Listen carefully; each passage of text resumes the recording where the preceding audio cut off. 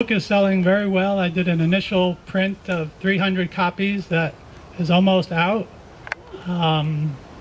We've had some terrific press from various places. In fact, if you pick up a copy of Inside Jersey magazine, the July issue, there's a beautiful piece in there by Tom Wilk, who was going to try and come today, but he couldn't make it.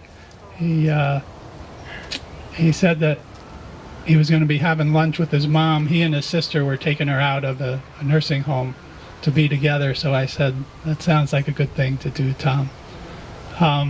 But he wrote a great piece there.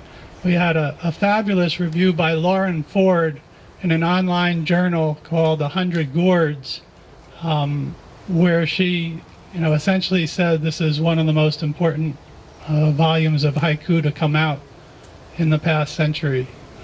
She really did a great job.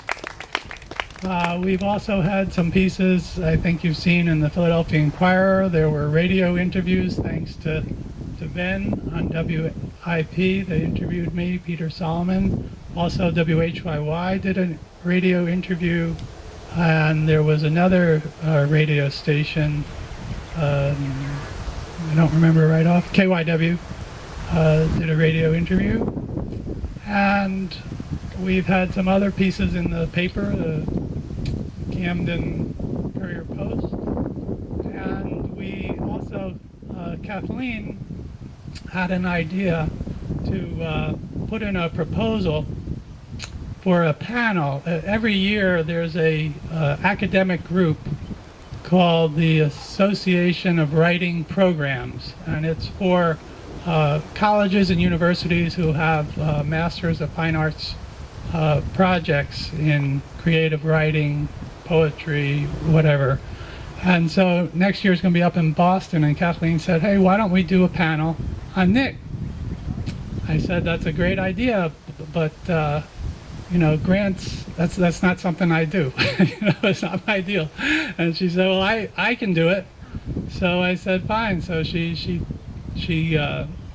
proposed a panel with Raphael, myself, and Elizabeth Moser, who curated the wonderful show at Rutgers. And the panel would be chaired by a good friend of mine, Kwame Dawes. He's a Jamaican poet who's out at the University of Nebraska now. He's the editor of Prairie Schooner magazine. He's won an Emmy for some of his kind of combining poems and multimedia programs for his work on AIDS in Jamaica and in Haiti. So he's really a wonderful friend of mine, and he agreed. He has co-judged the haiku contest that I have every 2 years for my press.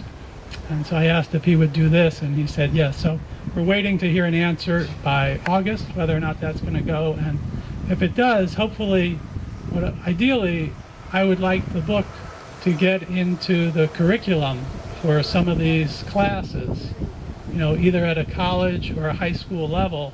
And that's how it's really, Nick is really, of course he has an influence on all of us, but to really reach the next generation of writers.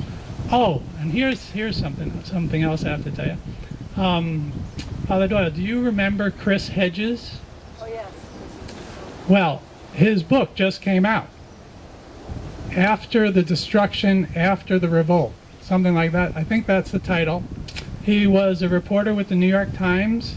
He writes for The Nation magazine. And his book, I had a call just this week from a bookstore up in New Hope, Pennsylvania, Farley's bookstore, and they said, are you the ones who published the new Nick Virgilio book? I said, yes. He says, well, we're having a reading of Chris Hedges here at the store, and Chris mentions Nick Virgilio and his work in the book. So I would like to have some books on hand for the reading. So I said, great idea. And so I'm going to tomorrow drive up to New Hope, and I'll meet the owner, and we'll see what, maybe we can have a reading up there, Nick's book, something like that. And I also asked him if he could put me in touch with Chris Hedges you know, maybe somehow he could get a review of the book in the Times or the Nation or somewhere else, just to give it a good shot. So that was very exciting. So those are some of the things that are going on. Thank you, Rick.